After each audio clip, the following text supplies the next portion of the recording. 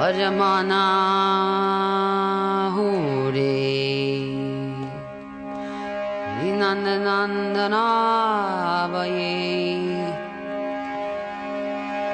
Jaranadavindare. Okay, so Hare Krishna, good evening. I wanted to take this opportunity to introduce you a little more closely to Yamuna Devi Dasi. Not that you just hear the Govindam prayers and read her cookbook or hear some tapes, Well, this is a verse, very well-known verse, Bhagavad Gita, that gives the sum and substance of our business here in this world and how one should at the very end conduct themselves. So this is Attaining the Supreme, 8th chapter, verse 6. Can say together, Yam yam vapi smaram bhavam tvai shaktiyan kalevaram tam tam evati kunteya saratad bhava bhavitaha. Whatever state of being one remembers when he quits his body. Is there a room that we can, maybe is there a room that the children can kind of be loud in, but we could close the door and then we won't have a competition there.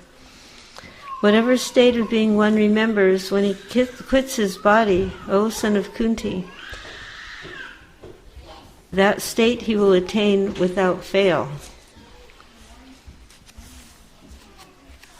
So Srila Prabhupada's purport is very instructive. The process of changing one's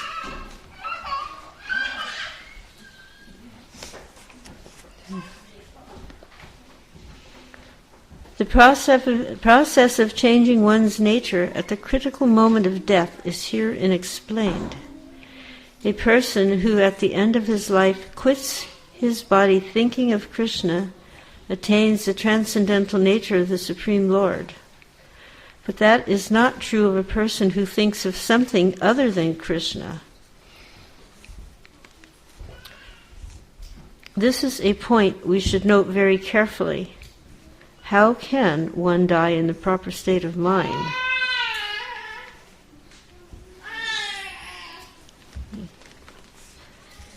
Generally, children aren't so attracted to philosophical discourses. Even adults have to push their brains. So it's better if the children have some other activity where they'll be more peaceful, and then we don't have to have competition. So, how can one die in the proper state of mind? Maharaj Bharat, although a great personality, thought of a deer at the end of his life, and so in his next life he was transferred into the body of a deer. Although as a deer he remembered his past activities, he had to accept that animal body. Of course, one's thought during the course of one's life accumulate to influence one's thought at the moment of death. So this life creates one's next life. So here comes important instruction here. Of course, one's thoughts during the course of one's life accumulate to influence one's thoughts at the moment of death. So this life creates one's next life. If in one's present life one lives in the mode of goodness and always thinks of Krishna, it is possible for one to remember Krishna at the end of one's life. That will help one be transferred to the transcendental nature of Krishna.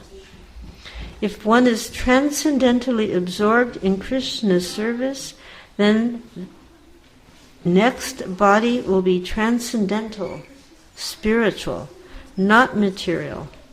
Therefore, chanting Hare Krishna, Krishna Krishna, Hare Hare, Hare Ram, Ram Ram, Hare Hare, is the best process for successfully changing one's state of being at the end of one's life.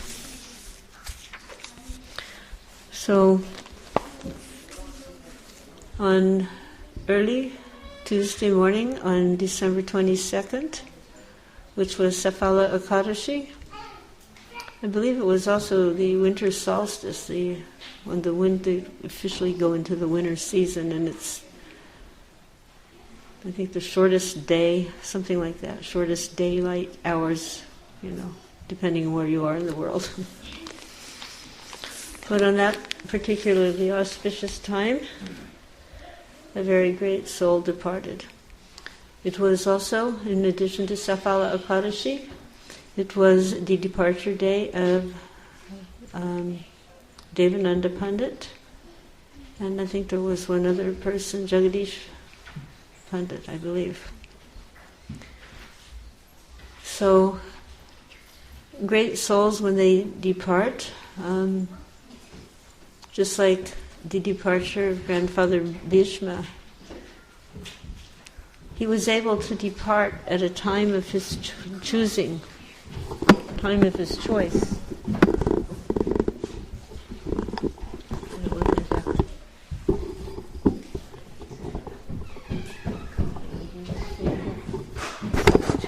I want to get this thing in a little bit. Just like that, make it a little shorter. Okay. So Bhishma was at the time of his departure. He was so self-controlled that even though he was in a situation that to our sense perception was quite horrendous, on a bed of arrows, just suspended like that, but he was in complete and divine consciousness, because by his endeavor and determination to always remember Krishna, Krishna had come to him at his time of death, and he stood there before him. So this is a very exalted personality. But that same opportunity is being offered to all of us on behalf of His Divine Grace, who has given us this transcendental knowledge, so that we too can begin to mold our lives in such a way that we are constantly remembering Krishna. Even if you have to go to the office, or to the school, or to the kitchen, or so many other places. The idea is Kirtanaya Sada Hari. And to prepare for that inevitable time when one will be transferred from this body. So I'm bringing this up specifically because Yamuna Devi Dasi was such a rare soul who actually understood the value of Krishna consciousness and the need to prepare her life for this inevitable moment. Sometimes people think, this talking about death, it's kind of depressing, it's kind of negative. We don't want to think about that.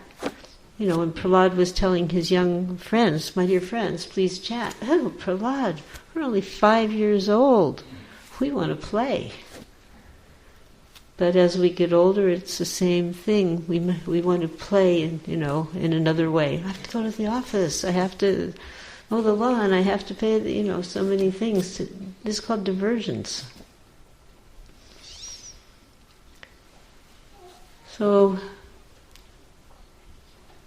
when Yamuna became acquainted with Krishna consciousness in a very profound way, she understood that this lifetime is a lifetime of preparation. For as it explains here, as one is remembering at the time of death what one is remembering, you will attain that type of body. So we know if you remember Krishna, you'll get a spiritual body. But if we're not practicing, if we're not committed to practicing, at the time of death, we may not remember Krishna. We may be thinking of so many other things. I remember when my grandfather died, his last words, he was probably married 60 years by that point, so he tells my grandmother, "Don't worry, the bills are paid." So, because that's what he was doing. He worked hard. He was an honest man. He worked hard. He maintained his family of 5 and, through the Depression and all that. But it's not what we want to remember at the time of death, because, when you go wherever you're going, these bills here are going to have little to do with your reality. So we're practicing now. We're bodybuilding for this next body. And if we do spiritual exercises, we'll get a spiritual body. So Yamuna was a very extraordinary soul. And she took this instruction very seriously. So at the time of her passing, in the Brahma Muhurta hours of December 22nd, Safala Ekadashi, she left her body in a very divine way, just with her hand in her bead bag and without any disturbance, chanting the holy name, departed. But she had practiced her whole life, and she was immersed always in chanting, whether it was through kirtan or through japa. And nothing made her happier than to engage others in chanting the holy name, because she was convinced that this was really what we are meant to do. When Lord Chaitanya said we should chant continuously, we're thinking, well, how am I going to do that in my sleep? Or how am I going to do that when I'm eating? Or so many things. But when one becomes deeply involved with the holy name, it's like a reel to reel, it's like it's on repeat, and you're going to hear the holy name constantly, even in your sleep. Just like, after the ecstatic Panihati festival and rathayatra, where there's 2 days of successive kirtans, and you go to sleep at night and you're hearing those kirtans. So if that we have that little experience, just imagine when that becomes a constant experience. So I wanted to speak a little bit about the personality that Yamuna was, and try to introduce you a little bit more to her as Yamuna the great devotee, exalted devotee that she was, and Yamuna the person, wonderful personality. So she was one of the most influential devotees during the opening years of ISKCON. Srila Prabhupada arrived here. You all seem to know all this, so what year did he arrive? 1965. Right. And, did he have a great welcoming? Was there a big crowd there, garlands and, Nobody. Well, when he finally got to New York, there was one person from the Traveler's Aid with a Greyhound bus ticket who took him to Port Authority. And if you've ever been to Port Authority, New York, oh my God, you don't want to go there. Maybe it's better now, but back then it was a place where all the derelicts and the bums and, just nasty place. But that's where the buses were, so that man took him, put him on the bus to Butler, Pennsylvania. How many of you have been to Butler, Pennsylvania? It's a really depressing place. It's just like, a town that had seen better days, even back then, what to speak of now. So, but that was where his sponsor was, so he went there and he made his endeavor. But he could see that if he was going to do something, it wasn't going to happen in Butler, Pennsylvania, so he went back to New York City, and he was just living here and there. Until finally some young people realized that they liked chanting with the Swami. He was sitting in the park, Tompkins Square Park, under that famous tree that you can still see. And they were coming and meeting him daily. in the park. But, the weather was changing, it was getting cooler. And then they were thinking, winter's coming, just like, today was kind of a nice day, but you wouldn't maybe want to sit outside as some of the days get a little cooler. So that, and especially in New York when the snow comes. So they wanted to continue this chanting, they wanted to continue meeting with the Swami. So they understood they had to have some facility. And so that little storefront was rented. And then a few people came, they started having regular lessons. So one of the people that was coming happened to be the sister of Yamuna and her boyfriend. And they became quite attached and attracted to the Swami. If any of you have read Miracle on 2nd Avenue? Okay, a few of you. Well, recommended reading.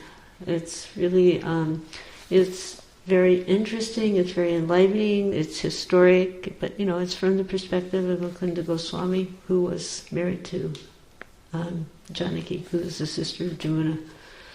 So, you can get an idea of exactly, what was, some of the little wonderful details of what was going on in that time. So, when it became understood that they were becoming more serious, some of the symptoms of becoming more serious, but you gave up some of your bad habits, like, eating unofferable food, or drinking coffee and tea, and maybe even other things, or smoking cigarettes, or in those days it was quite in vogue, quite popular to take things like LSD and other mind-altering substances. And for most people, they were doing it because they were actually looking for the truth. And they weren't finding it in their churches, and they weren't finding it in the philosophy books, and they were thinking, well, if this is going to alter the mind, maybe I can find something beyond, so... One time somebody asked Srila Prabhupada, well, Swamiji, have you tried LSD? He goes, no, I haven't, but my students did, my students did, but they've given it up. So, Jan and Mike, they started following these principles. And then Swamiji advised that boys and girls, if they're going to live together, they should get married. So he agreed to marry them. So then Jan, who had become Janaki through the initiation ceremony, wrote to her sister Joan, who was in the West Coast in Portland, Oregon, and told her that that she was going to get married and she'd like her to come out to the wedding. So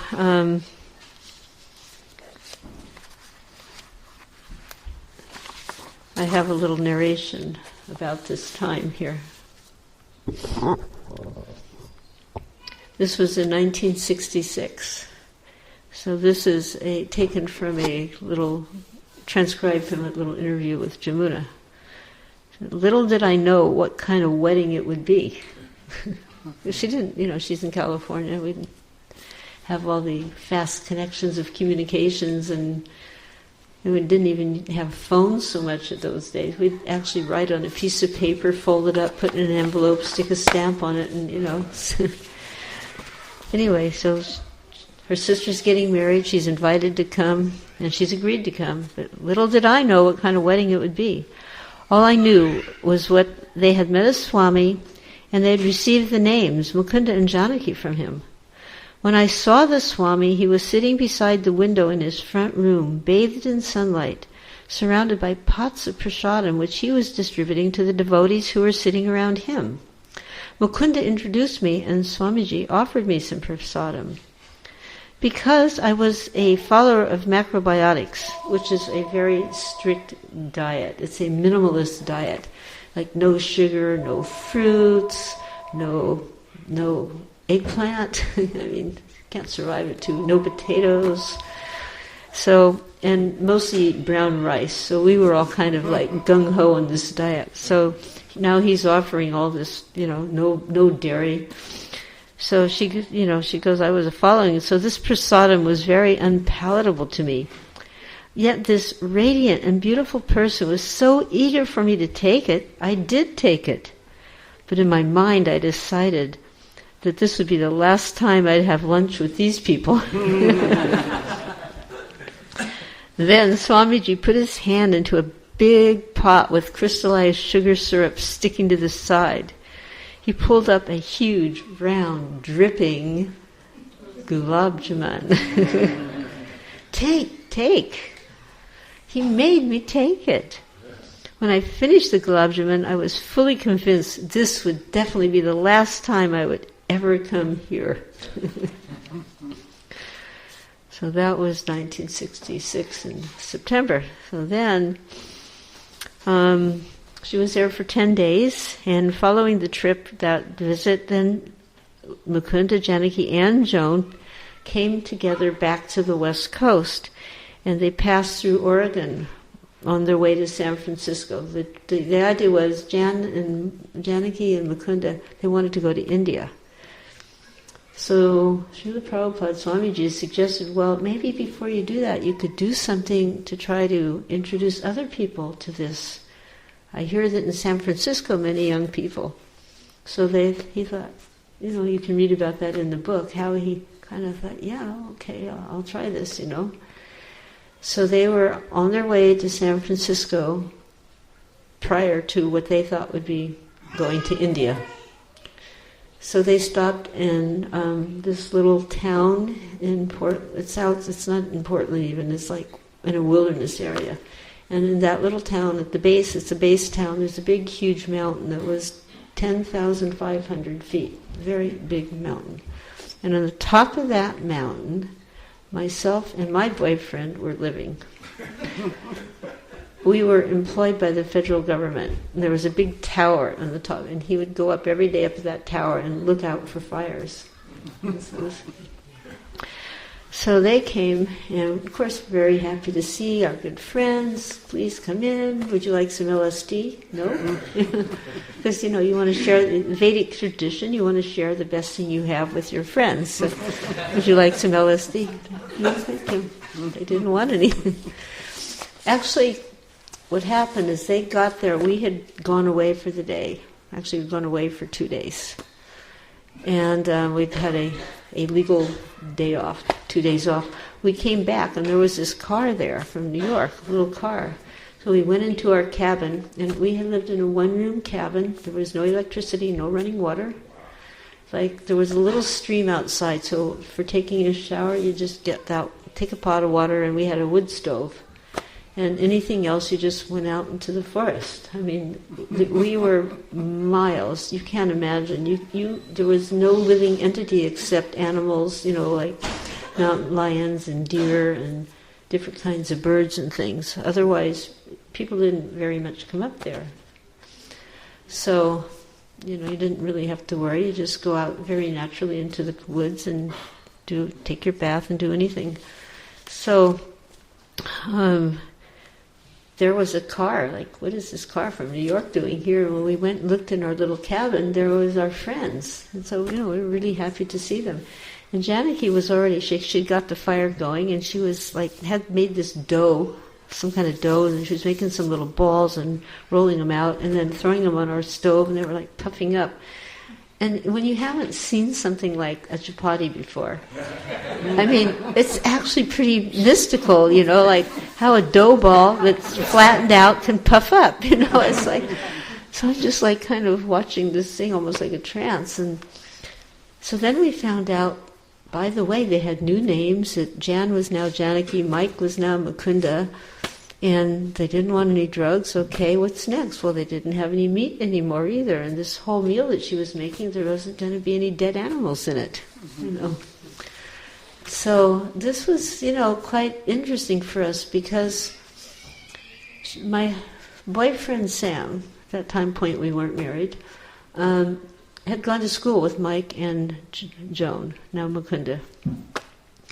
And he was good friends with Joni. He was called Joni then. But they were friends in term, not boyfriend, girlfriend in the mundane sense, but they had like a spiritual connection. And they were always reading books that in those days we thought were spiritual, like the I Ching or the Tibetan Book of the Dead, or these kind of books that were kind of otherworldly. And they had, gone searching here and there. And they'd come to the conclusion after reading all these books that they couldn't understand them. If you wanted to understand this stuff, you needed a teacher. So at least, even though the books didn't help them too much in their spiritual life, they came to the right conclusion. You need a teacher. So even when I first met Shamsundar, he kept telling me, we have to get a teacher. And I was like, a typical stupid American woman. I don't want a teacher. I don't want anybody telling me what to do with my life. I want to make my own mistakes. So there we were, and then they told us, well, we're on our way to San Francisco. We're going to start a temple. So I asked another brilliant question. I said, what's a temple? And Mukunda very seriously answered, just remember, this is like 1966 at this point. It's a storefront painted white. So maybe you can go inside the room, and then when the kid is quiet, come outside. Hello?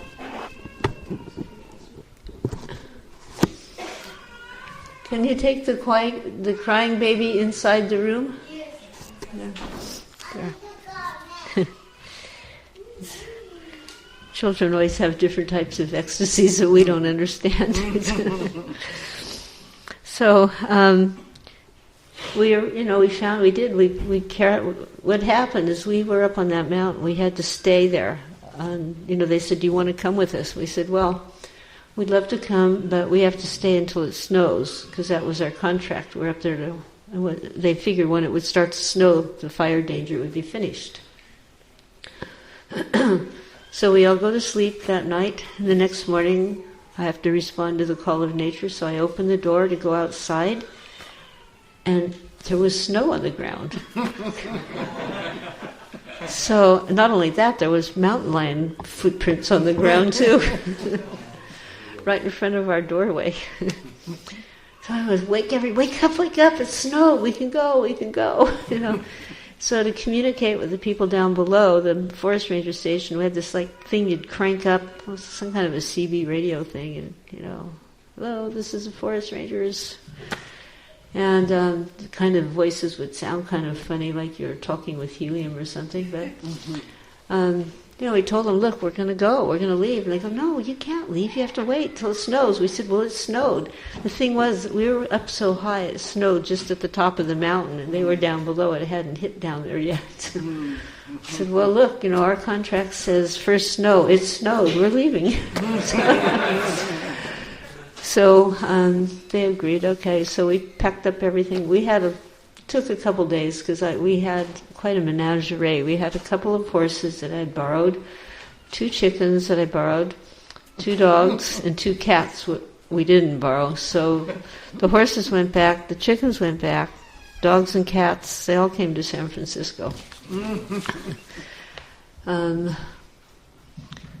So this was in the end of September, 1st of October, that time frame.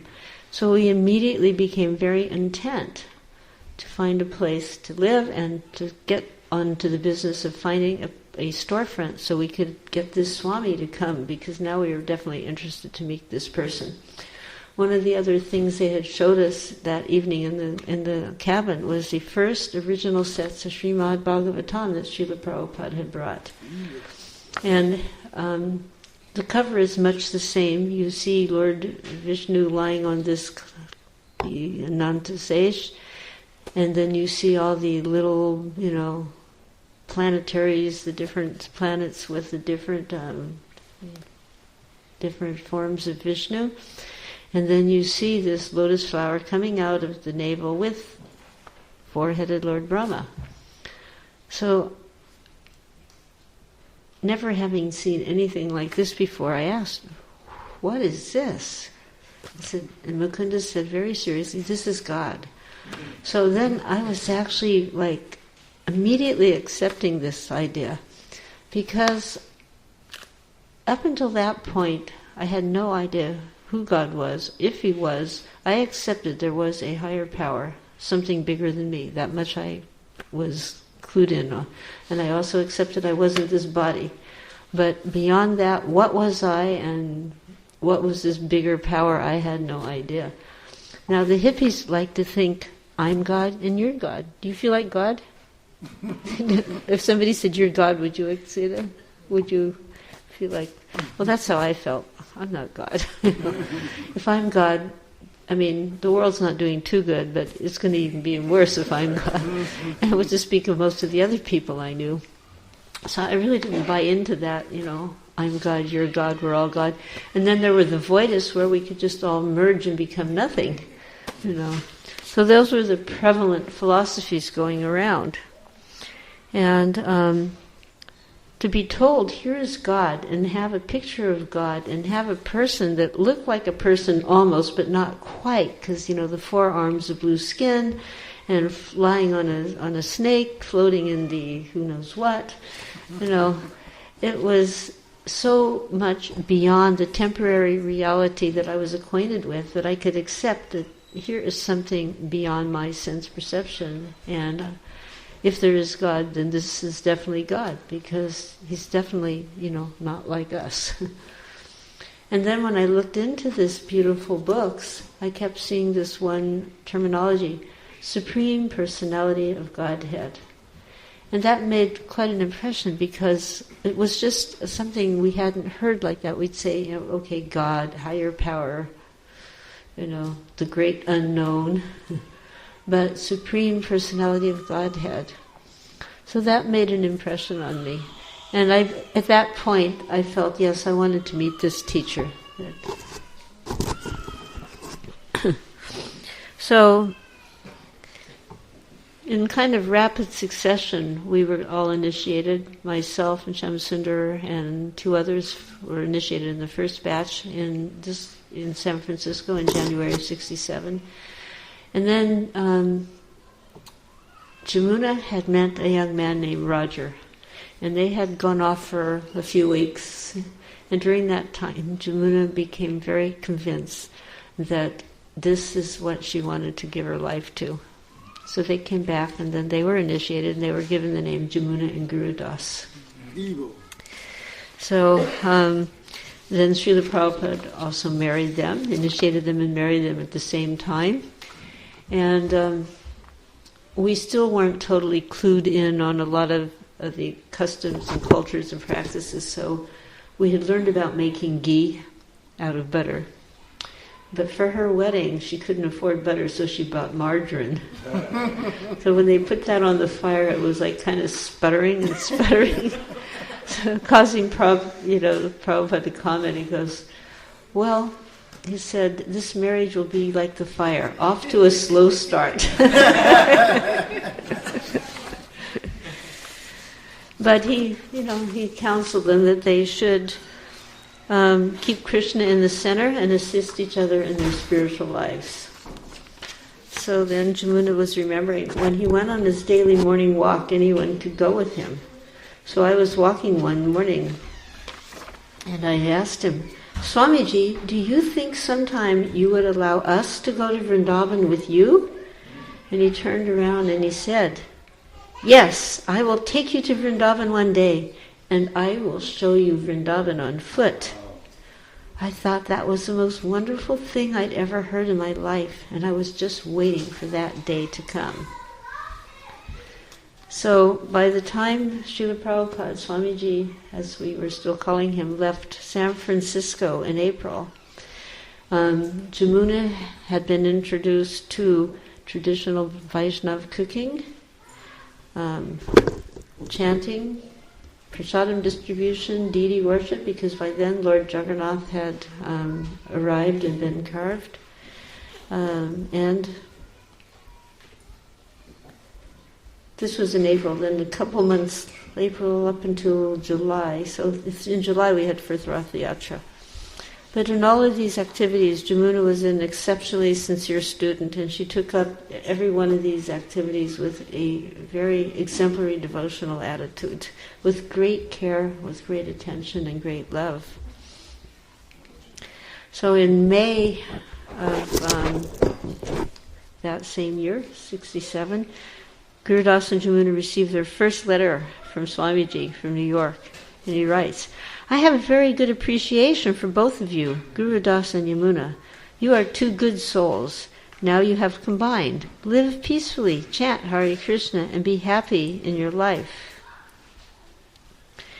But the next month, what happened, in June, Srila Prabhupada had suffered a stroke. And we didn't know what would the outcome of that would be. So at that point he allowed us to make a prayer to Krishna. It was a very simple prayer. "My dear Lord, my spiritual master has not yet completed his work. Please protect him." So in our little storefront temple, we held our first, it wasn't quite a 24-hour kirtan, we had a 12-hour kirtan in front of Lord Jagananth. And it was a most amazing kirtan. Anyone who entered the temple on that particular day was affected by that kirtan, because we were crying from the depths of our heart to Lord Krishna.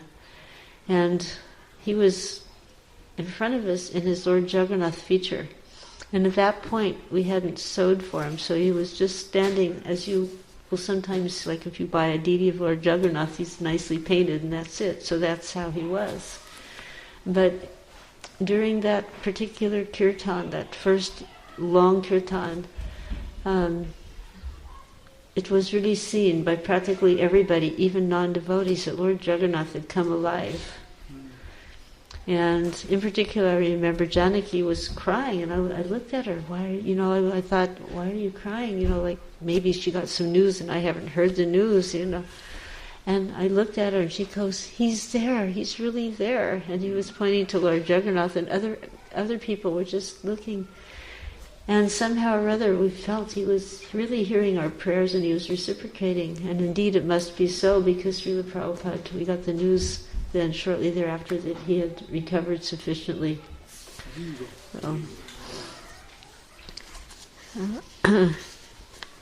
So then he went back to India to fully recover, and then he came back in September, and he brought little gifts for his students. He brought all the ladies. We got a sari that he brought from, like in Bengali, from Bengal. Remember, mine was white with a embroidered border that was red and blue with a little gold, not jari gold, but yellow gold thread. In Mukunda's book, he has it wrong. He says, "I got a blue sari," but it actually was white with red and green, like, men don't look at the colors of sari. I bet if I asked any guy here, what color of sari is your wife wearing, you would just So he says it's blue, but anyway, maybe it's...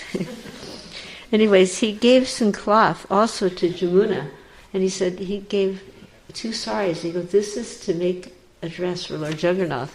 So we were kind of startled. We thought he was dressed, that paint was his dress, But he drew a little picture, and Yamuna and Harsharani together, they made the first outfit for Lord Jagannath. It was and on the rathayatra in that year, they debuted. There was a hand-pulled cart. The first rathayatra was on the back of a truck, but this was the first hand-pulled cart, and they were wearing their first outfit, beautiful turbans, and Jagannath had peacock feather. So then the next adventure was that it had been decided we'd all go. It was the same crew that had come down to start the San Francisco temple, that we were going to go to London. It was actually Shyam Sundar had this idea that, if we want to spread Krishna consciousness, we need to get somebody famous to chant, because, whatever the famous person does, then other people, they want to do the same thing, right? So the most famous people at that point in time were the Beatles. So he thought, and they had some spiritual interests, so if we get those Beatles to chant Hare Krishna, the whole world will chant Hare Krishna. That was his rationale.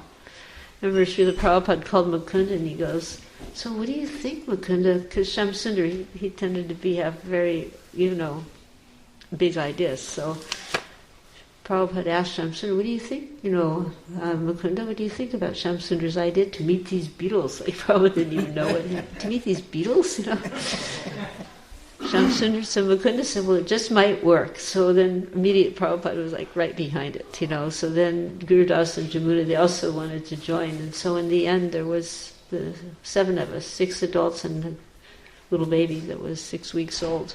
So following the second rathayatra, we took off, and it was a little exciting because in those days they were not so anxious to have more hippies in London.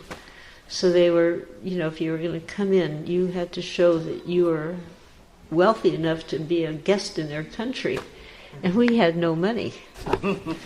At this point, I will not tell you how we actually, for myself and Shamsundar, how we got the money to go. It was, Krishna made the arrangement, but it was pretty hip at the times how we got that money. So we all had tickets, but when you entered, you had to show some ability to, maintain yourself. So Prabhupada loaned us $1,500 from the BBT, just starting BBT. We had flown to Montreal to take darshan. He was there in Montreal waiting to get a permanent visa for America. So it was also, the next day was Janmashtami, and the day after, of course, was Srila Prabhupada's Vyasa Puja Day. So we observed those ceremonies in 1968 with Srila Prabhupada in Montreal before departing. And on the few days we were there, he was giving very detailed instructions on, how we should perform Harinam Sankirtan, because we didn't have books and, any propaganda to give out. So the really only thing we had to offer was really the holy name. So this was very deeply etched in our, in our consciousness. Harinam had been going on in does anybody know what that, like? Thank you very much, because my hearing aids were like freaking out. In San Francisco, the first Western street, in Pumpkin Square Park they did the Harinam, that was out public, but they actually took a chanting party walking through the streets. Tamal Krishna Vishnu Jaran and Yamuna was on that first party, the first day. And so then we gradually developed a taste for going out and chanting in the public. So we knew that that was going to be our key activity in London. And we got over there. We stopped in Amsterdam, and then one by one we came over, taking a ferry boat across. So we would, myself and Shamsundar, we came first. We passed through. We showed the money, and then we wired that same money back.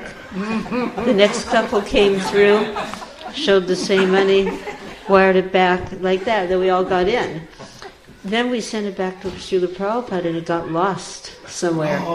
So Shamsundar is like total anxiety, and Srila Prabhupada wrote him a letter. He said, "Don't worry, Krishna will take care." He says, "It's not your fault." He says, "It's a bank. It was a 5th-class bank."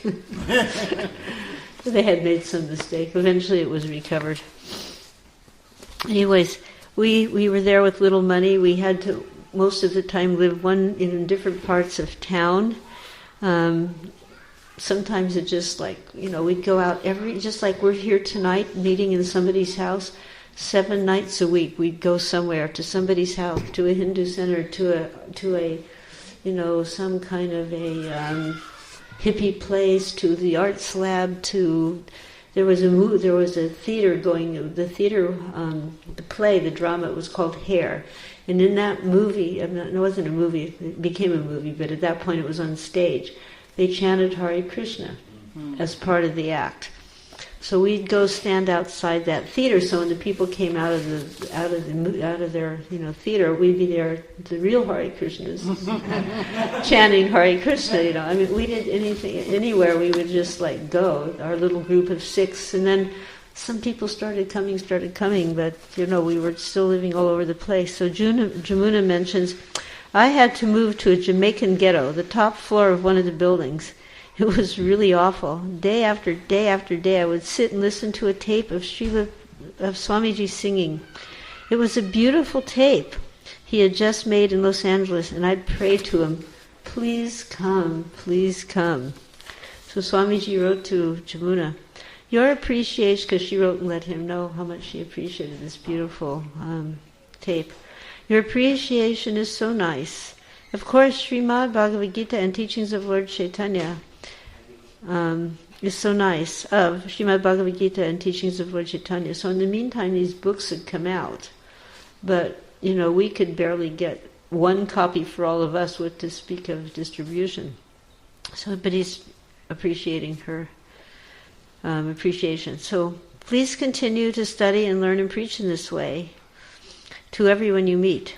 I am very happy to learn that you're going to various homes and lecture halls and holding kirtans and delivering lectures from these transcendental literatures. This is very nice. And if you continue in this way, gradually so many people will be attracted that our London center will soon be successful. Now, we didn't have a place at that time, but he said it doesn't matter, it will be successful. So these type of letters really encouraged us. So then after many failed attempts, in the middle of the winter struggle, somehow Shamsundar met George Harrison, and he was searching for spirituality, and he had invited us to dinner at his home. And at that dinner, we did a very long, sustained kirtan that was very blissful. And then afterwards, he said, "We should make a record." So that was kind of the beginning. So on the day of the recording, we all went to this, it's a very professional recording studio on Abbey Road. It was very well known. And Yamuna came in and she put tilak on all of the technicians, of course we had tilak on. So Paul McCartney was there with his wife Linda. They were operating the control panel, and George was playing the organ, and Kunda was on the mridanga, and Yamuna was just really deeply praying to Srila Prabhupada for the strength to properly execute this. It was a bit of a challenge because there was a time frame, and we had to do the perfect kirtan in 2 1/4 minutes. So we spent the whole day just doing take after kirtan, 2 minute and quarter kirtan, one after over and over and over and over. There would be something a little wrong, or finally it was like at the end of the day, and it was just it was blissful. I mean, it was kirtan, so it wasn't like this was not blissful. But it was the end of the day, and I remember we just had one more take. And at the end of that take, I picked up this wooden mallet, and I hit this. It was a big, huge gong there. I banged that gong, and it made a big noise that you can hear on the end of the kirtan. But at the moment it happened, everybody just looked at me like, "What have you done?" Because it wasn't rehearsed, I just kind of done it, But fortunately, the next day when George came in, he goes, "This is going to be big. Listen," and he plays the track, and at the end there's the gong. So suddenly everybody was a little happy. But Shamsundar and Yamuna, they were singing the lead vocals there. And George was really impressed with Yamuna. And one time he told her, he said, "Yamuna, if you want, I can make you famous. I can make you..." Because, when you're a famous person, you have attention. So if you push somebody forward, that person will get, automatic attention. So she was thinking, well, if I become famous, I might be able to even do more than I'm doing now. But then I might become more attracted to Maya, or I might get distracted. So she said to George, I want to think about it, and then I'll let you know. So she really thought about it. She really prayed about this. And in the end she said, thank you very much, but no thank you, I'm going to stay with Swami and just... It's not that she would have left if she'd done that, but she could just see that world, because we'd had enough exposure even, to see that it would be very hard to practice Krishna consciousness in that atmosphere. So then eventually we finally were living all together, and that was at John Lennon's place. And that was outside of London in a place called Ascot. And Srila Prabhupada would sometimes sit in his room and just solitary bhajan chanting with his harmonium. And Yamuna would sit outside quietly on the stairs. And one morning he called her. He said, come in, come in. And he goes, what are you doing? He's asking her. And she goes, I'm listening, Swamiji. Your singing is so beautiful. So he said, do you want to come in and listen? And of course, she wanted to come in and listen. So she said, yes, very much. So he said, you can play the drum and I'll play harmonium and Purushottam can play kartals. So now not only is she going to be listening, she's like part of it. And for several mornings, Yamuna recorded Srila Prabhupada singing prayer by Srila Narottam Das Thakur, which was Hari Hari Bifale. And Prabhupada explained to her that the meaning was, oh Lord Hari, I have wasted my life. Although I have taken a rare human birth, like a miser I have not served Radha and Krishna, and thus I knowingly drank poison. So then Prabhupada asked her, Yamuna, what is your favorite prayer? She says, I like Shastastika prayers. That is very nice. And then she asked, Swamiji, what is your favorite prayer? And he said, this song, Hari Hari Bifale. So, anyway, finally we able to get a building, very place was established, and we had a center now in London. So Yamuna remembers that this was a real growth period in London, just as there was a burgeoning of youth interested in spiritual life and breaking out of the mold of the 50s and 60s. This happened in London at the same time. We attracted people mostly through the holy name. Srila Prabhupada's arrival in 1969 was the catalyst. We were the seeds being planted, and he was the blossoming creeper of Lord Chaitanya's love. And when he came, everything ignited with the thunder and veracity and speed of a firestorm. And it's true, we'd been there for months and months and months, just trying and trying to do something. And, a couple people, we had a handful of little devotees when he came. But once Prabhupada came, my God, it was like, we went from lukewarm to blazing hot. It was completely ecstatic. So just, from the San Francisco days, Srila Prabhupada had encouraged Yamuna to, because she has a propensity, she's an excellent teacher. She was herself an excellent student, she was an excellent teacher. I was talking with her sister, and she was saying that in her young days, she was reminding me how she had studied ballet. And ballet is, you have to be very disciplined. So she understood from a young age that if you want to accomplish something, there has to be discipline, and perseverance. So that kind of, mindset was already there for her that made it, the transition into spiritual life easier and more effective. So Srila Prabhupada, encouraged her. He says, I'm glad to learn you are training at that point we had 2 boys in London, and she was the main one training him. So he said, I'm glad to learn you're training the 2 boys in Krishna consciousness. You're a very nice girl, and I have full faith in you, and I wish that you develop this line of service to the society. She would train him, and I would shave him. That was my service. So, He personally taught Yamuna deity worship, and he was really pleased with her service. He said, regarding our London mutt at Sevenbury Place, it was very successfully opened, and the Seva Puja operations are going on very, very nicely under the care of Srimati Yamuna, Devi Dasi. And based upon her recommendations, Prabhupada accepted new disciples. He said in a letter, I have received their respective letters, Monique, Evelyn, and Jolie, and the recommendation of initiation from Yamuna, Devi, and I am sending their beads, duly chanted upon by separate mail.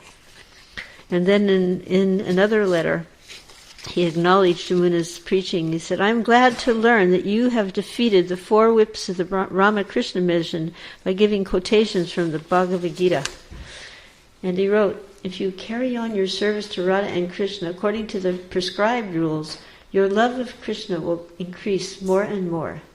This you are seeing practically by the grace of Krishna.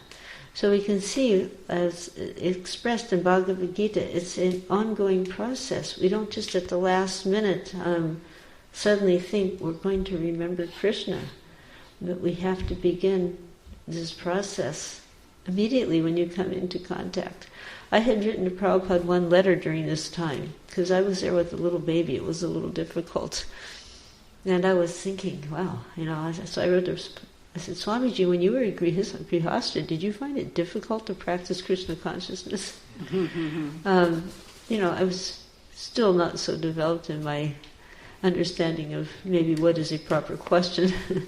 But he answered me, he said, yes, it was difficult. But he explained it was difficult because his family wasn't inclined. So he said, for you should just,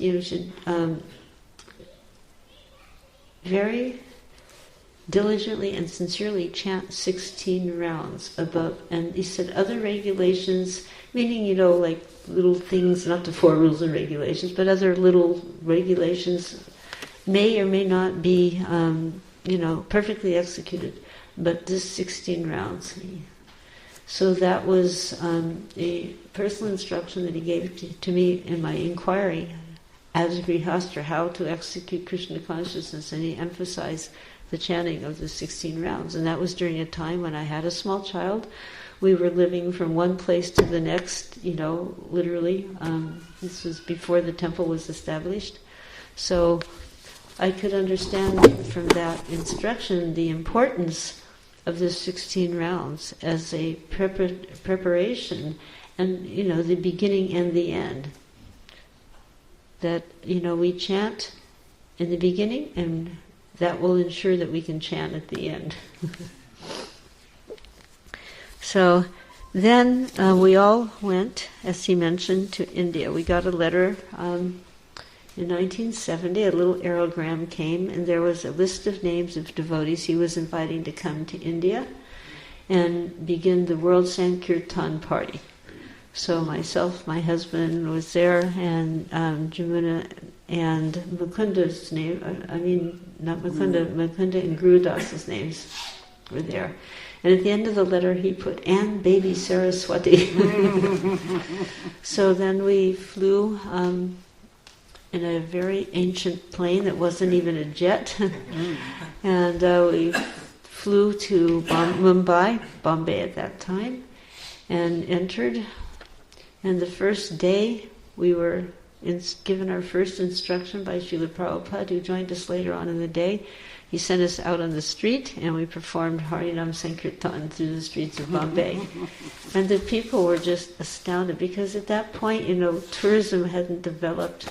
The airport was just this corrugated metal building, like half dome building. It was just, I think the inside was not even, I'm not sure.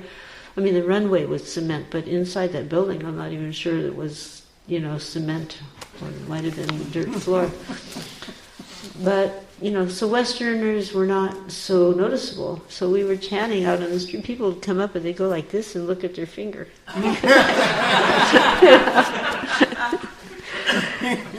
Because they couldn't imagine, who are these white people? We were dressed like this with the tilak, they'd come up and look. So, And in India, we were again going out. We weren't. You might think, oh, you're in India now. You go to Vrindavan. But we didn't do that. We didn't do anything except when we were invited to go somewhere to perform Sankirtan or to have a program to spread Krishna consciousness. That was our only business there. And then sometimes we would be going to one place or the other, and like the devotees were coming back from Gorakhpur to Delhi, and some man came and met the train, and they were on their way to Bombay, but they stopped in Delhi. This man came to meet the train, and he said, this person here, he's very big, he's interested in what you're doing, he wants to help, he wanted Prabhupada to get off the train, but Prabhupada had an engagement in Bombay, so he said to Yamuna and Gurula, you get down here and see what you can do. And then he sent 4 brahmacharis with them. Just like that. It was just this one person who we didn't really know, who knew another person who said he was interested. But, without thinking twice, yes, Swamiji. And so she got off the train in those days we just have one little bag, she couldn't carry it with you then, so we traveled lightly. And she made her obeisances to the car where Srila Prabhupada was, and the train took off, and there they were in Delhi. And so somehow or other, though, really they were able to meet many Indian leaders. They met Indira Gandhi, for example. And Prabhupada wrote, I'm so glad to know you are seeing all the MPs and officials in the government service, and if you can make each one of them a member of our society, it will be a great service. Try to do it to your best capacity. I'm also very much pleased that Prime Minister Indira Gandhi is now personally well known to you. For your presence only, she has given special order for our devotees to stay in Delhi, and certainly this is a good achievement. We were having trouble, extending our visas, so she was able to help us. Later, Gurudas and Yamuna agreed to remain in Vrindavan to help build a temple there, and Prabhupada wrote, if you can construct a nice temple in Vrindavan for me in this way, I shall be eternally grateful. Because you are sincere devotees of Krishna, he is giving you all strength and intelligence how to do it. So, of course, that temple was Krishna Balaram temple. And they were the ones that saw the early foundation completed and got the building started up. But not only that, in this beautiful darshan you take every day of when you're there, as Shri Shri Radhasham Sundar, Krishna Balaram, and Shri Shri Gaurnitai. It was Yamuna who oversaw the carving of these murtis. She went around to all the temples in Vrindavan and took pictures where she could, and she even took pictures where she couldn't. And then she'd study the murtis, and then she'd study the pictures, and then get an idea. And then she went to Jaipur and, showing the picture, showing her idea how Krishna should be standing, how his face should be, how Radharani's face should be, how her hands should be, every little detail, how the feet should be placed. And in this way she oversaw the carving of these deities that are worshipped around the world, because of course now they have the video broadcast at any time. I'm sure right now if you went online we could take their darshan. So that was Yamuna. She did that. And then the Chota Utsava Murtis, she also saw to that. The small Gaurnitai, small Krishna Balaram, and the small Radhesham, Lalita Vishaka. Now, when the small ones of the brass deities for these small forms of Radha and Krishna was Radharani was made of Astadatta, which is like 8 metals, and then in this way they were like really shiny and very beautiful. And she kind of used the model of Radharaman to get that very curvy body for Krishna. And she had Radharani, her head is slightly although she's facing straight, her head was slightly turned towards the deity. And she had another set made. So the one set, of course, is in Vrindavan, but the other set became Radha Banabihari, which were her own deities, and they were worshipped. On the day that I spent with her, which was a week ago, not this last, on Bhakti Siddhanta's disappearance date, December 14th, I spent the day with her. And it was the same celebration day for 37 years of worship for her deities. And extraordinarily meticulous worship. There's other folders there, I don't know if we can get to them, that have the pictures of her deities on them. I don't know, because we're having the same folder, I don't know if we can find it or not.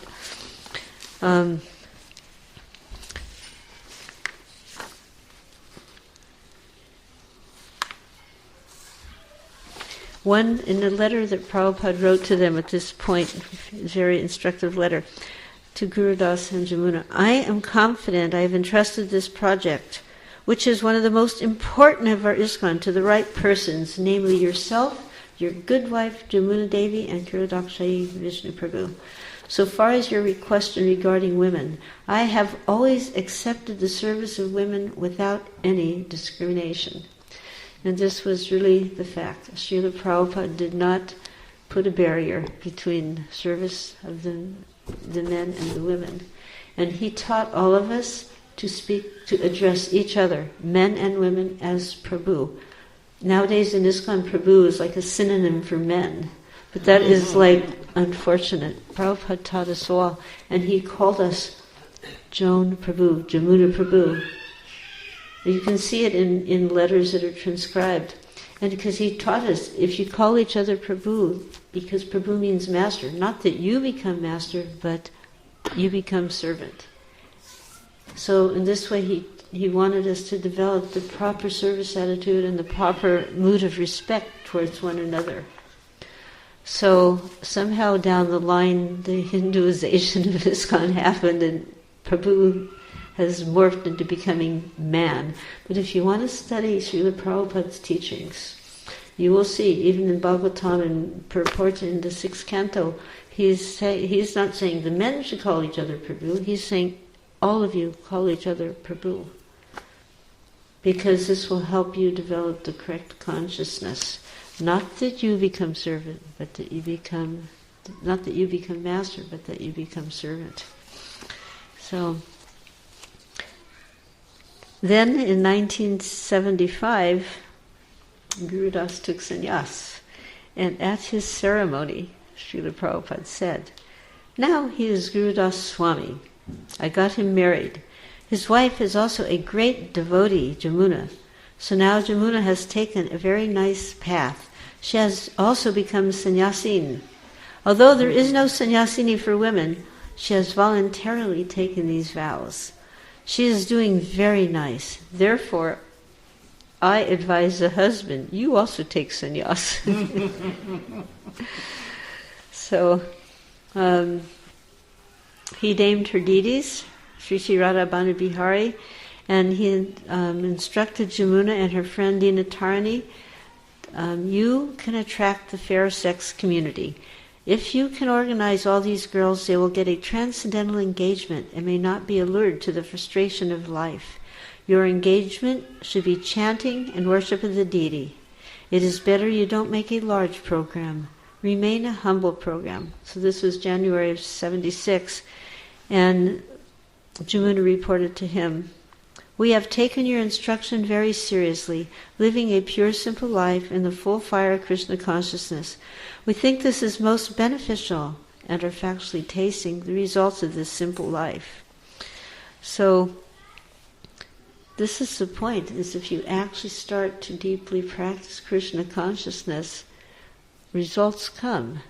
And the results are you become less infatuated with material life and you become more attracted to performing spiritual activities. So, I wanted to share a couple, it's getting a little late, isn't it? I wanted to share some memories of some devotees to give you an idea how Yamuna's influence. In particular, her later years, she was very concerned about the young people, that they would also want to be attracted to Krishna consciousness. And this is a little, a short paragraph from one of those young people, who is actually the daughter of Vishaka. Her name is... My husband and I spent most of the year 2010 in Sharanagati, Canada. A large part of why we were inspired to do that, because, Sharanagati is talk about off the grid. It's off the grid. So it's, if you want modern conveniences, don't go to Sharanagati. A large part of why we were inspired to do that was to take advantage of the incredible devotional Sangha that Yamuna and Dinatarani Prabhus facilitated. Every morning they held a full morning program in their house, which was open to the community.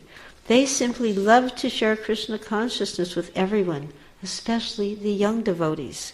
Yamuna Prabhu held cooking classes for the youth, deity sewing classes, deity worship classes, and more.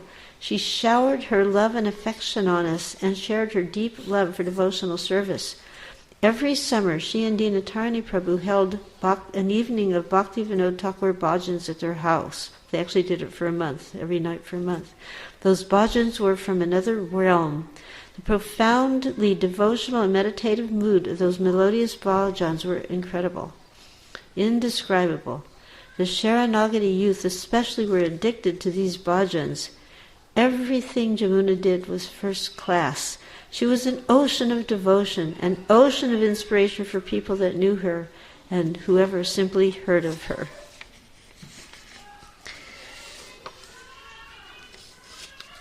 Because it's getting so late, I didn't realize how late it was getting.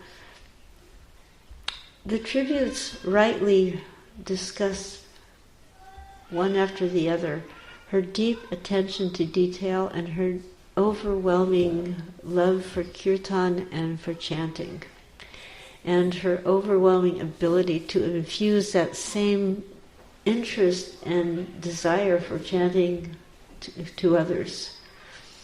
She just loved to share Krishna consciousness.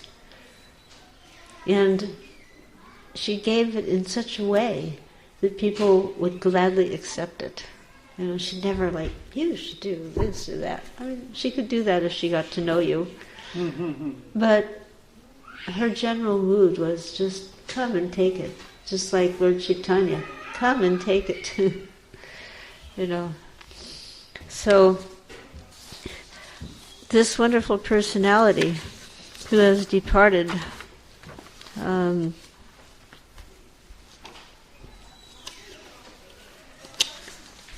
she had also a wonderful sense of humor, and when she laughed, the whole floor would shake. Her sister said, she mentioned that what was also glorious was her sense of humor. We'd go into fits of laughter so that the tears would be running down our legs, not just our eyes. I believe her laughter has moved into an eternal state of celestial joy. No doubt she travels with her spices and her knives and her pots, all of her cooking equipment, and now she's up there cooking for Srimati Radharani. Giriraj Swami, I'll read it's just a short part of his. To understand Yamuna means to understand more about Srila Prabhupada. By his and her of his mission and his Lord's. She was a mentor, a guide, and a friend to many of us, including myself. In her passing, our appreciation for and understanding of her may increase, just as people's appreciation for and understanding of Srila Prabhupada is increasing. I feel it will be part of our purification individually and collectively to serve her in separation in service to Srila Prabhupada, by tactfully and tastefully making her association and mercy available to others in tangible and sustainable ways, such as books or media, Like I was playing that one. Toward the end, she actually didn't even want to lead kirtans. She would just wanted to be there and chanting. So, for many years, because she felt it was a distraction, people would be distracted by her voice, and, they would get into a musical mood. And Prabhupada instructed us from the very beginning, kirtan is not about music, So she was very in tune with that, and she knew it was about hearing. You hear hearing and chanting. So kirtan, hearing, deeply hearing. And so she didn't want to get distracted from that meditative mood, and she didn't want to distract others. One godbrother wrote her rendition of the Govindam prayers. So these beautiful prayers that you hear every morning, which, my file had prepped, so I was going to try to play it, but there's, can you go back one, and then, yeah. So this is Sri Sri Radhavani Bihari, her beautiful deities. There was one with flowers. Well, anyway, that was beautiful. It's all beautiful. So when we made this record, this Govindam prayer, at the time there was big competition in ISKCON over book distribution, but we didn't have books to distribute, and our records were like going #1, so a lot of records were being sold. But yeah, press that one, that is beautiful. And so the other temples were sending book scores, but we sent a record, and a record score to Srila Prabhupada. And the devotees, we didn't find this out until a little later, they hid the record. They thought, what is this? They ran off, Shamsundar, Mukunda, Guru Das Yamuna, they ran away to England and met the Beatles and fell into Maya. So then one day, but they gave the score, and then so Prabhupada was reading all the book scores and he was happy, comment, and then he got, just see, they have what they have done, and he was reading our scores about the records being sold also. Very pleased, because that meant those people were hearing what? Hare Krishna. So he found out about the record. He says, I want to hear it. And they were like, he wants to hear this record. Like, we don't have anything to play it. Well, they had some kind of a sound system in the temple, so he said, play it in the temple. And the devotees were like, he wants to play this in the temple. They have modern instruments and So, but Prabhupada said, so they put it on. It just happened at the time, talk about Krishna's divine intervention, just the time when they played it, the curtains opened up. Govindam. Prabhupada was there, tears coming down his face. And he instructed that this should be played for every temple for greeting the deities. So... So that's the kind of Maya. You can get in that kind of Maya, it's good Maya. So you'd think that would be a clear thing, but after some time, some little hotshot brahmacharis wrote a letter to Prabhupada. It says, Swamiji, Prabhupada, it says, we shouldn't listen to women singing, so we're thinking that it would be better if we listened to you singing the Govindam prayer, so do you mind if we don't play this one anymore with a woman's voice singing, and we play your record? They actually wrote this letter to Prabhupada. Prabhupada sent back this beautiful letter. So you think you have discovered something new? We have been listening all over the world. We are listening, we are hearing, and now you have discovered something new? He said, this is a concert. There are many voices. There are many musical instruments. It is a concert. It is good enough here. He was in India. Then I think it is good enough there. So there are little cowpens between their legs. They retreated. But this is about the same topic. Yamuna's transcendental rendering of the Govindam prayers continues as a firmly established ISKCON tradition, and it has been heard by millions, literally, of people over the last 40 years. So last December, the person who wrote this, I attended a conference on cosmology at one of the premier science campuses in Bangalore. The organizer of the conference was Mr. D.N. Acharya, and he was an elderly, white-haired Sri Vaishnava from Srirangam. And when he saw this person, he realized, here's an ISKCON person. And he found out that he was also a disciple of Srila Prabhupada. So he began to glorify Srila Prabhupada. And then he said, I love those Govindam prayers. And he started singing exactly Yamuna's tune. And he said, I love it. he says, but I'm very sad because he wore out his copy. He had played it so much. So he said, can you please help me get another recording? So even senior members of other Vaishnava Sampradayas were, inspired and appreciating the transcendental ability of Yamuna to glorify Lord Krishna through her voice. Then a little brief, this is from Trivikram Maharaj. I don't know if you know him. He's a very elderly sannyasi. There was an exchange, I remember, between Srila Prabhupada and Yamuna that impressed me. We were living at John Lennon's estate in the fall of '69, and Yamuna had been sick and hadn't seen Prabhupada in a few days. We were with Srila Prabhupada when she saw him from across the way, and she spontaneously called out, "Srila Prabhupada, I love you so much."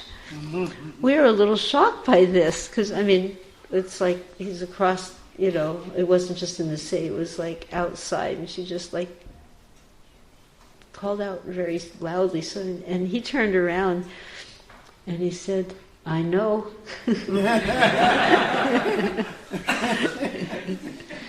They had such a wonderful relationship.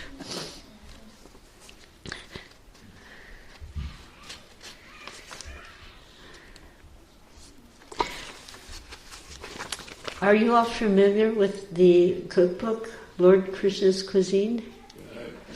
So this is like the Srimad Bhagavatam of cookbooks, isn't it? It's like just like the Bhagavatam is the cream of Vedic literature. This cookbook is the cream of the cream. And it is such an amazing journey to read, just to read that. Even if you have no intention of cooking, you can read that book and become spiritually enlivened. I just want to read this one because this is about that achievement. And there were many parts. This was a 10-year heroic effort. But in 1986, this is from Rameshwar Prabhu, and at the time he was head of the BBT in Los Angeles. Yamuna approached me about having the BBT fund the expenses for her to write the ultimate cookbook. I was very excited and immediately I agreed. So that year she came to stay in New Dwarka to launch the project. She was working with 3 of our god sisters, Vishaka Devi, Palika Devi, and Tusti Devi. In sponsoring their work, we set up a nice apartment, and every day she would prepare a different recipe, working on it till she deemed it perfect. Yamuna made perfection seem imperfect. She was beyond perfection. So if you actually really follow the recipe as she puts it in the book, your preparation will come out perfectly. And this was because she would just go over and over and over and cook and cook and cook until it was perfect. And she would write it down each time because, most people, when you cook, you're throwing things in the pot, and people say, "Wow, that's so good, what did you do?" "I don't know, I just threw stuff in the pot." So she was a living example of being a perfectionist for Krishna. So as she was doing these trials, she decided there has to be someone to taste it, outside the little group. So she offered that service to Rameshwar Prabhu. So then by Krishna's mercy, she, every day, every afternoon at lunchtime, these amazing ladies would come to my quarters with a dazzling plate of prasadam, artfully arranged so that the visually astonishing presentation, the extraordinary aromas, the coloring, the texture, the scientific combining of flavors and spices, and the heavenly taste transported me every single day outside the earthly plane of existence. Prasadam is extraordinary. There's actually a book that I hope someday gets published. It's an underground book that's been in New Vrindavan secretly since the 70s, but it's about the glories of Prasadam. And one day it's got to get out of New Vrindavan because it's really, it glorifies Prasadam in such a way that you can never see it as just food. People call Prasadam food. They have not understood. So, he's appreciating. Yamuna would delight in explaining all the steps in the process, the art of devotional cooking. She described how she organized her kitchen. Like if you go in her kitchen, first of all, you would never ever see anything out of place. Even when she was cooking, everything would be so neat and organized, you couldn't even, you were like, what is she doing? Is she doing anything? And she'd have the pots hung up, we throw all our pots bang bang together so they all get dented up, Her pots, because she had been taught by Srila Prabhupada, she was already clean, he taught us how to be cleaner. So one of the things when you cook for Prabhupada is you couldn't even have a little fleck of black even on the outside of the pot. So she held that same standard in her kitchen, and she had on the walls the big pots down to the smaller pots, almost like a musical symphony of pots, and everything, so spotless you could see your face in the pot. This is Yamuna. Everything had a place and perfectly belonged exactly where she wanted them to be, so that she could just reach out and, when she was in the kitchen, it was like she was dancing, moving around and just getting all these things. And if everything was right where it was, you could do that. She couldn't imagine her offering would be accepted by Srila Prabhupada and Lord Krishna if there was even the slightest deviation from this standard. And her kitchen was always saturated with the divine chanting of Srila Prabhupada, a tape of Prabhupada playing throughout constantly. So this standard of pure goodness and pure cleanliness surpassed anything I had previously experienced, even in any temple kitchen or temple altar. She aspired to be a living example of purity, and she taught cooking by pouring attentive love in her every motion, her every touch of the foodstuff, and the paraphernalia she used for her offering. This amazing Leela went on for months until Yamuna decided she needed to be in a completely pastoral, rustic environment, which would enable her to be even more absorbed in the mood of Vrindavan she was trying to attain. And we all agreed that she could relocate to a farm so she could complete her masterpiece, Lord Krishna's cuisine, the art of Indian vegetarian cooking. So, as devotees, we all have had ecstatic, almost mystical experiences while honoring prasadam.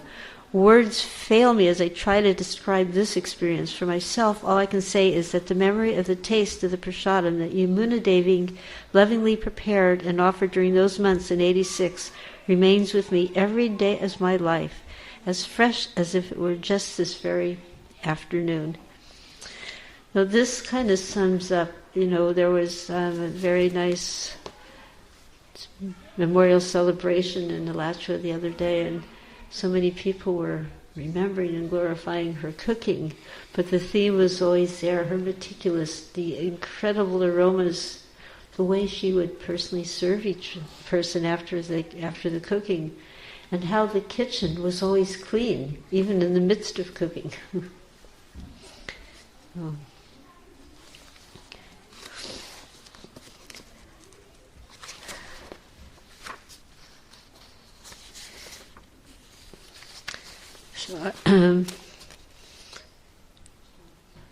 Just a short one here. Yamuna recounted, this is Kalakanta. Yamuna recounted the old days when a family atmosphere pervaded the temples and everyone was addressed as Prabhu. She did not care for the later stuffy formalities that evolved in ISKCON. "Mother Yamuna," I said once. "Yes, Father Kalakanta," she sweetly replied. Anyway, this was a small thing I wrote the other day. It was Thursday morning, December 22nd, 2011, when a small group of friends and associates of Her Grace Yamuna Devi Dasi gathered together to offer last respects before placing her mortal remains into fire. Devotees from Alachua had gathered together charnamrit water, mahaltosi leaves, manjaris, garlands, chandan, and other sacred items. Shruti Rupa had taken the lead in securing a funeral home that was amicable to our simple request that we prepare the body for its brief but final journey into the furnace, as well as being there to assist Dina Tarni, who was suddenly bereft of her dearmost associate and intimate friend in devotional service. On Thursday morning, Dinatarni, Shuta Rupa Nirmala, and her husband Devarshi and her sister Rangavati were present, along with Malati Kartamashi, who is affectionately called Kar, his wife Radha, and their small son Ganesham and Hari Bhakta Das. 10 breaking hearts who couldn't imagine being anywhere else at that moment, yet wished that they were not really there for the purpose at hand. In addition to the physical attendees, Janaki Devi, who is both Jamuna's biological sister and God's sister, was present along with her companion Barb via my iPhone. I'd called in, and so they were able to hear. Shruti, Malati, and Nirmala arrived first, offering prostrated obeisances to Jamuna's memory and her body, which was now atop a slim gurney on wheels, covered at first by white sheets and a blanket from the funeral home. We were going to prepare her body for the cremation. It was surreal and painfully blissful to do this service. Holy Charnamrita water was sprinkled as a final shower. Her trademark beige outfit was put on her now cast-aside form. Then the marks of tilak and other sacred names were applied. I was privileged to apply the final tilak to her gracefully beautiful forehead, almost expecting her to wake up from her so-called slumber and explain, "What in the world are you doing?" But of course this did not happen. Neck beads were put on, and the sacred oil of Nrsimhadev from Mayapur was applied. Maha flower garlands, big and small, were draped atop her form, including one around her left ear. A pavitra from Mayapur was put around her head. Each of us was fully immersed in this final personal service. A Harinam chadar from Alacha was placed around the profile of her head, and pieces of cloth that matched the color of her outfit were placed on top her form, shroud-like. Rangavati had made a giant giwik. This was really a big giwik that was placed on top of the belly.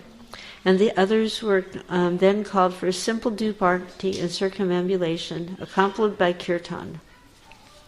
Red rose petals were offered, and a gigantic pink hibiscus was placed by Radha, who probably picked it from a local shrub. Then the funeral home men arrived to help to prepare to transport the body from our little space in the corner of a larger room to the actual furnace. The sides of the cardboard container were pulled up, and a royal blue plush blanket with fitted corners was placed over the body.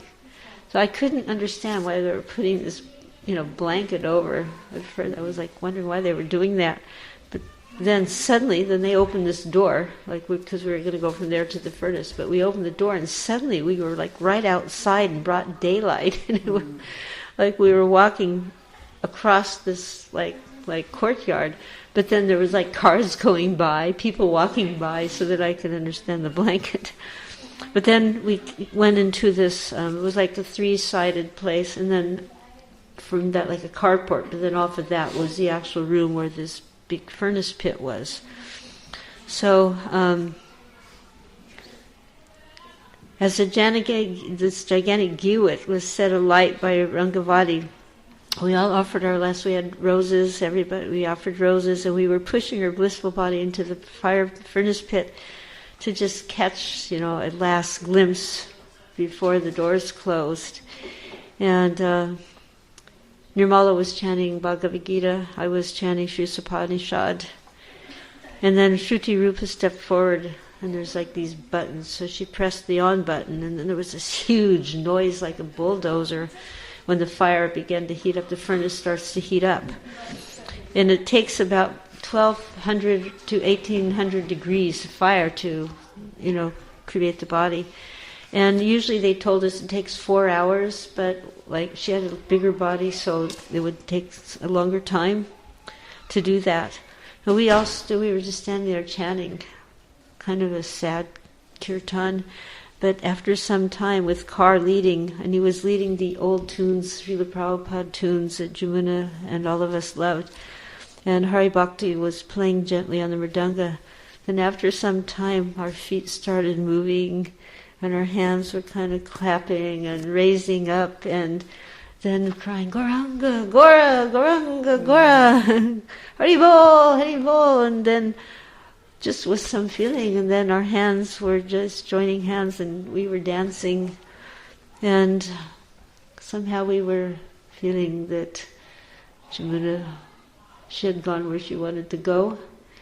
And for a little moment we felt a little joyful in a sad way, like sad joy. So then we finished that kirtan, about 1 hour kirtan there, and Dina recited the pranams. And then we all stood and we held hands together, and each one of us went around, 9 of us, the 9 adults, there was 10, but one was a little baby. And we said, what it was special that Yamuna meant, what stood out for Yamuna in our lives. And for myself, it was her great oceanic depth of character. She never did anything superficially, and she herself was never superficial. I remember one time on our way down to San Francisco, we stopped along the coast, and the ocean's on one side of the road, and Yamuna was just sitting very still, watching the ocean and listening to the ocean. And I was just struck with how deeply attentive she was to her surroundings, and how that she was really somehow very present at that moment, observing the activity of the ocean. And as I watched her mature in her Krishna consciousness from a distance, because she was like the banyan tree and I was like some little fleck of grass down below there. But this maturity deepened and deepened. And so this depth, the ocean is deep, Yamuna was like deep like that ocean. And her Krishna consciousness was always very deep. And she liked nothing more than to pull other people in deeper into practicing Krishna consciousness, encouraging them, encouraging all of us in that way. After our little round-robin session, we offered obeisances, Vanchakalpa, Trubhistra, Kripa Sindhu, Vicha, Patitanam, Pavambhyo, Vaishnaveyo, Namo Namaha. And then we went back to their little ashram, Radhabani Bihari's ashram, and somehow or other, almost magically, some prasadam appeared prepared by Shruti Rupa, assisted by Radha. And we all agreed that Yamuna would have approved of this offering. It was very nice. And following that, we had a heartfelt bhajan by Narottam Das Thakur, followed by the bhajan, Oh Hey Vaishnavi Thakur. And then we took a walk on the beach. By then it was really late into the day, sunset was coming, and we took a walk along the beach, quietly chanting, remembering, lamenting, and rejoicing that, Yamuna, everything she did was first class, including her departure. Going in a way without any fanfare, without any obstacles, her hand in her bead bag, chanting the holy name. One God's sister, her name was mentioned here when it said Yamuna recommended these 3 girls to be initiated, Monique, so she became Mandakini, and she was really Yamuna's protege. So she wrote a little note, and she's a French girl and she's living in France. She said, in France we have a saying, la main dans la bouche, that says the hand in the bag. So in French, it means to catch a thief. You catch the thief with the hand in the bag. So she said, our Krishna has come and he has caught her like a thief with her hand in the bag. Chanting, Hare Krishna, Krishna Krishna, Hare Hare, Hare Ram, Ram Ram, Hare Hare. Caught her with her hand in the bag to call her back, back home, back to Godhead. So, if you go online, there are some wonderful, you can put Yamuna remembrances from Krishna Balaram Mandir. There's almost 6 hours of really powerful remembrances from devotees who were there, and they did 6 hours in the morning, 6 hours in the evening, and you can actually hear it. It gets, I don't know how it works, but you you get in there and you can hear it, and it's well recorded. To go to Giriraj Swami's website. He has some wonderful remembrances, and other devotees also. If you go into Dandabats, there Ajamil has put like a little conference together, so many different devotees have sent in their tributes and their recollections. So it's very good to meet such a soul. And even though you cannot personally go up and meet her, especially now, you can still meet her.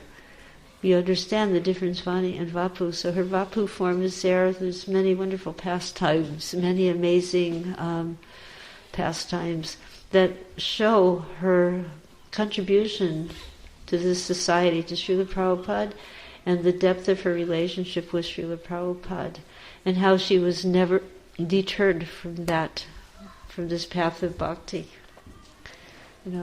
So just like we honor departed Vaishnavas, saintly Vaishnavas, we honor Yamuna Devi Dasi. And I hope that in your lives you will come closer to Srila Prabhupada through your service to your spiritual master, and by studying the lives of contemporary souls like Yamuna Devi Dasi, become inspired to go deeper in your own Krishna consciousness. Oh. It's now late, and I know tomorrow many of you have to go to work, so I apologize for this. And thank you very much. Hare Krishna.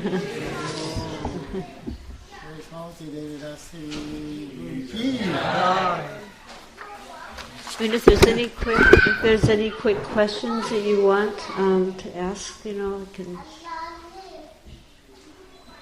Oh. Probably want to say a particular prayer.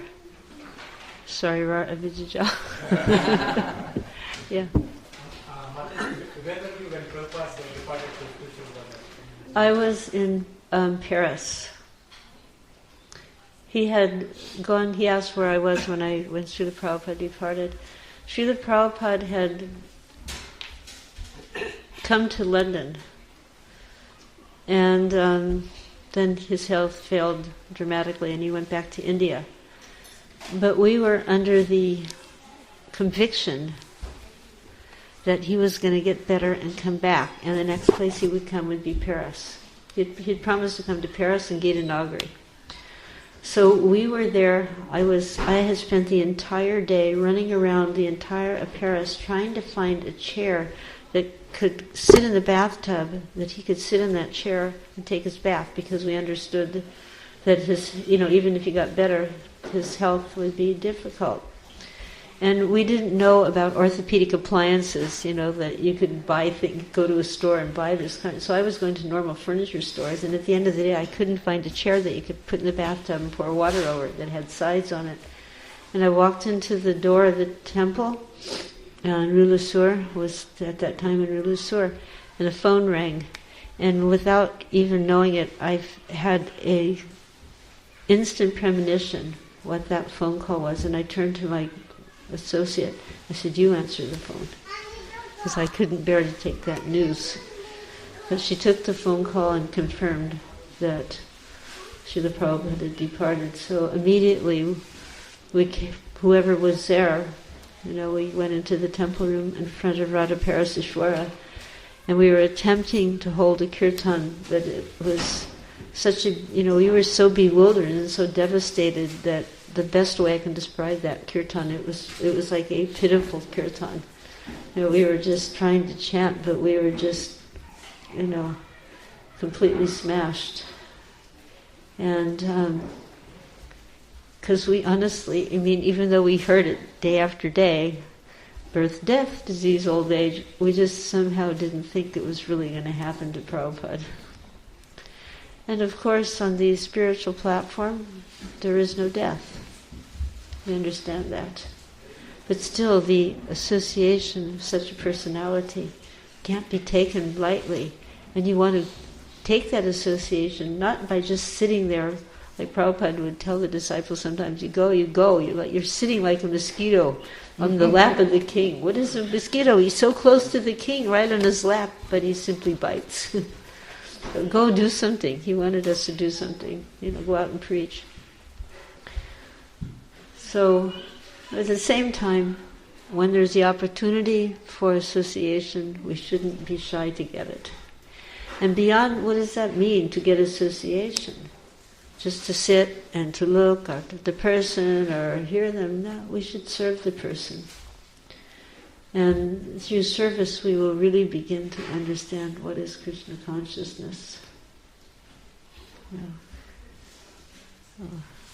Serving Krishna means serving the Vaishnavas. This is understood. But intellectually it has to be understood in a practical way. Okay. So where's our host? You want to say anything or? He's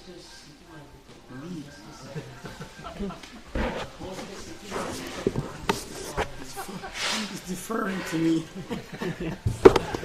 Should we do at this point? Will you be available here, or are you going to go to your room? Will you stay out here with the devotees?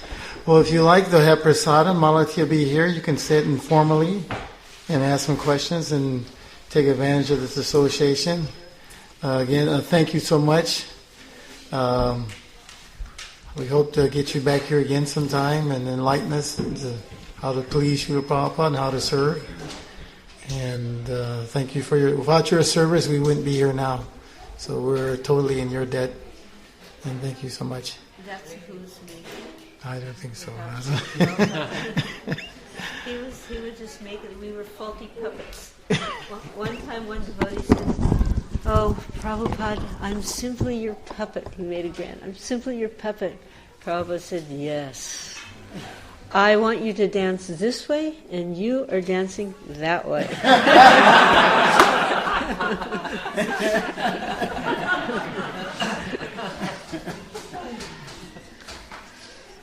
But we should,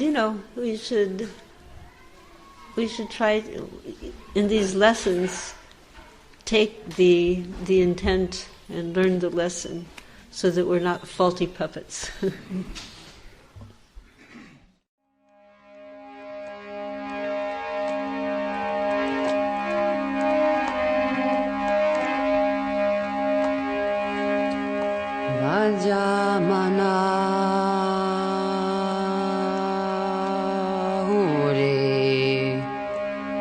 Bhajamana Hore